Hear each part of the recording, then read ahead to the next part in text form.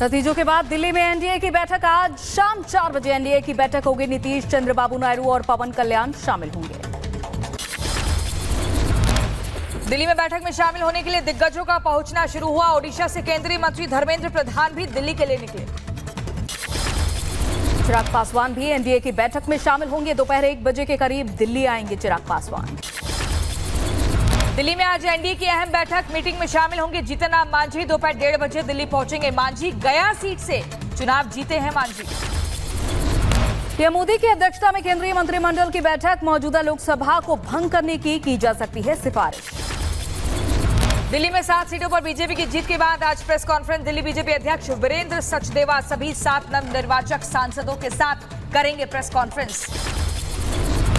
आज दिल्ली में इंडी गठबंधन ने भी बुलाई विशेष बैठक। आगे की रणनीति पर हो सकती है चर्चा। इंडी गठबंधन की बैठक को लेकर बोले उद्धव, कहा पीएम पद के लिए उम्मीदवार का नाम कर सकते हैं तय। लोकसभा चुनाव में एनडीए ने लगाई जीत के हैट्रिक। जीत के बाद पीएम मोदी ने जनता का आभार जताया। बोले, इस आशीर्वाद के लिए पूरे देश का ऋणी हूं।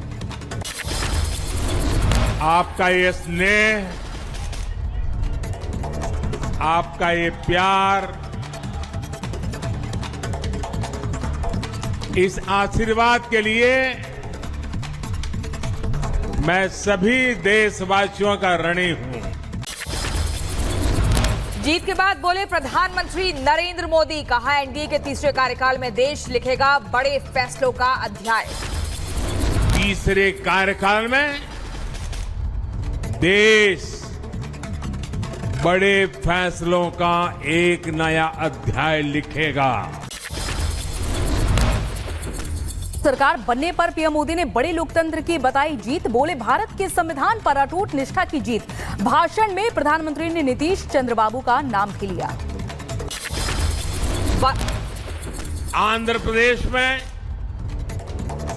चंद्रबाबू नायडू जी के नेतृत्व में एनडीए ने शानदार प्रदर्शन किया है। बिहार में नीतीश बाबू के नेतृत्व में भी एनडीए ने शानदार प्रदर्शन किया। वाराणसी से पीएम मोदी ने लगाई जीत की हैट्रिक। जीत के बाद पीएम मोदी की प्रतिक्रिया, बाबा विश्वनाथ के आशीर्वाद से काशी के सम्मानित मतदाताओं ने लगातार तीसरी बार मुझे अपना सांसद चुना। मेरी काशी के परिवार के हर सदस्य को इस जीत के लिए हृदय से आभार। अखिलेश यादव ने जनता को दिया जीत का श्रेय। सोशल मीडिया एक्स पर लिखा, जनता की शक्ति सबसे बड़ी होती है। यूपी में गठबंधन की जनप्रिय जीत।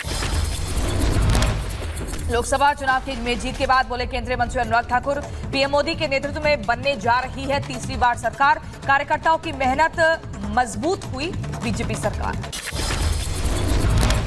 सरकार स्थिर निरंतर भी होगी। ईमानदार दमदार नेतृत्व मोदी जी का फिर मिलेगा और हमारा देश नई ऊंचाइयों पर मोदी जी के नेतृत्व में बढ़ेगा। राजस्थान की जलोर लोकसभा सीट से अशोक गहलोत ने अपने बेटे की हार पर प्रतिक्रिया दी। कहा, वो सीट काफी मुश्किल सीट थी। हम मैदान में मजबूती से डटे रहे। वो सीट बहुत अच्छी दिल्ली से, गुजरात से लगा हुआ बॉर्डर है उसका। वहाँ के लोगों की भाषा भी जो है गुजराती को समझ सकते हैं, बोल सकते हैं। और 20 साल हम जीत ले रहे सीट को, 20 साल से। एआईएमआईएम प्रमुख असदुद्दीन ओवैसी ने नतीजों को लेकर बीजेपी पर बोला हमला और कहा, हमने हमेशा बीजेपी का विरोध किया। इस बार एनडीए या बीजेपी को सत्ता में नहीं आने देंगे।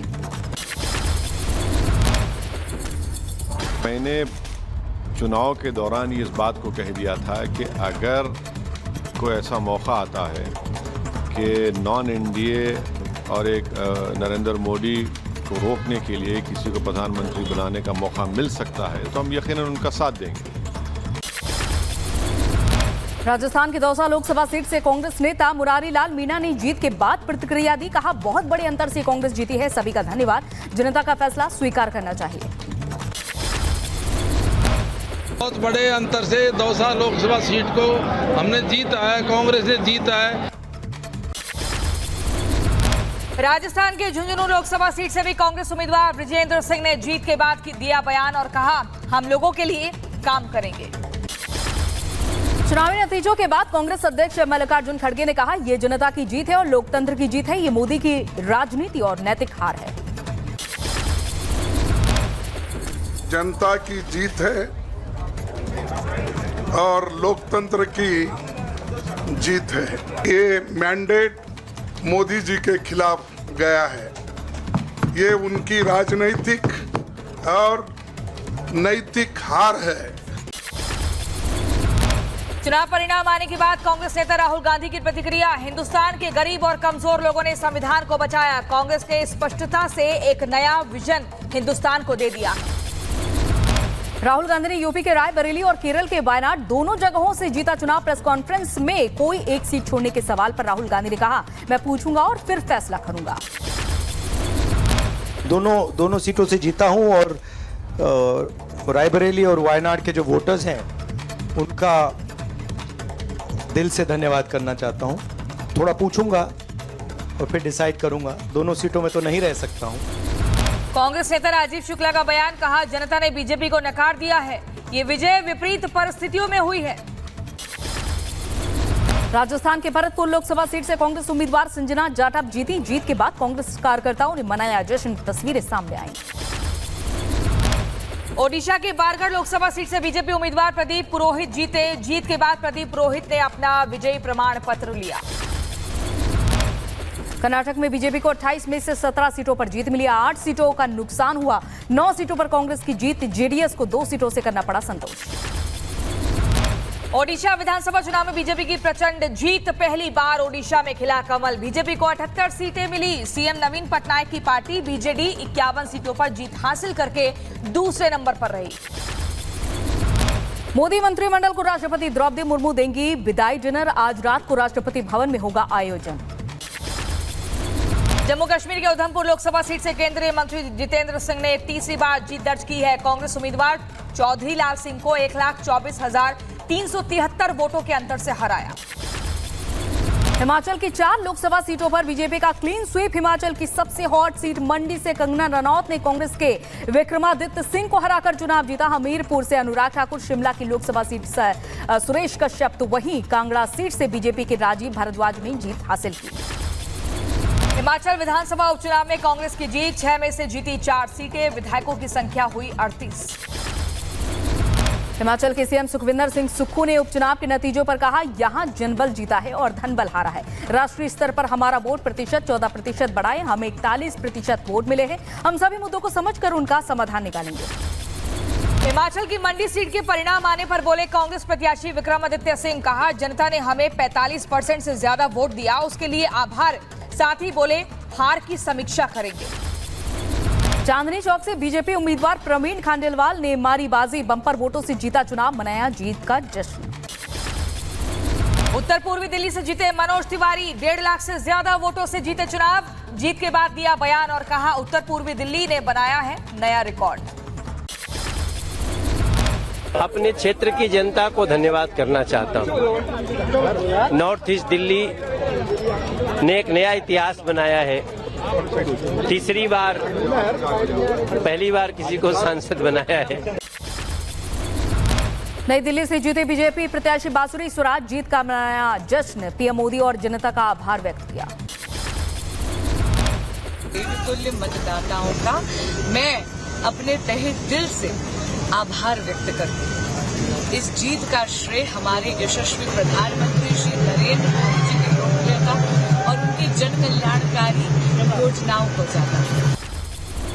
चुनाव के परिणाम आने के बाद यूपी में बड़ा उलटफेर। बीजेपी को केवल 33 सीटों पर जीत मिली, जबकि सपा को 37 सीटों पर जीत मिली। वहीं कांग्रेस ने 6 सीटें जीती हैं। सपा कार्यालय के बाहर कार्यकर्ताओं ने जश्न मनाया। लोकसभा चुनाव में कांग्रेस के प्रदर्शन पर प्रियंका वाड्रा ने कहा, यूपी के लोगों ने बहुत विवेक दिखाया है। मुझे उत्तर प्रदेश पर सबसे ज्यादा गर्व है।